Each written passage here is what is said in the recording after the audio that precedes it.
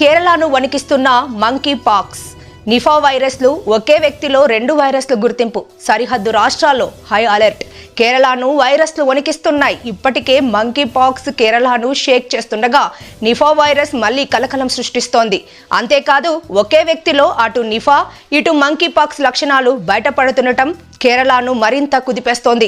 Monkey pox Nipah virus వ్యాప్తితో కేరళతో పాటు సరిహద్దు రాష్ట్రాలు అలర్ట్ అయ్యాయి. తమిళనాడు కేరళ బార్డర్లో హై అలర్ట్ ప్రకటించి తనిఖీలు ముమ్మరం చేయడం కలకలం రేపుతోంది. ఇటీవల యుఏఈ నుంచి వచ్చిన 38 ఏళ్ల వ్యక్తికి మంకీ పాక్స్ వైరస్ సోకినట్లు కేరళ వైద్య ఆరోగ్య శాఖ వెల్లడించింది. కేరళలోని మలప్పురం జిల్లాకు చెందిన ఆయన మంకీ పాక్స్ లక్షణాలతో ఆసుపత్రిలో చేరినట్లు తెలిపింది.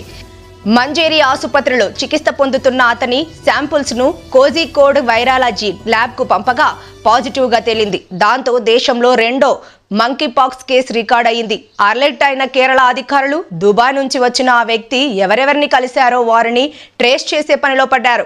16 మందిని గుర్తించి ఐసోలేషన్ సెంటర్కు తరలించారు. ఈ నెల 9న తొలి మంకీ పాక్స్ కేసు నమోదైంది.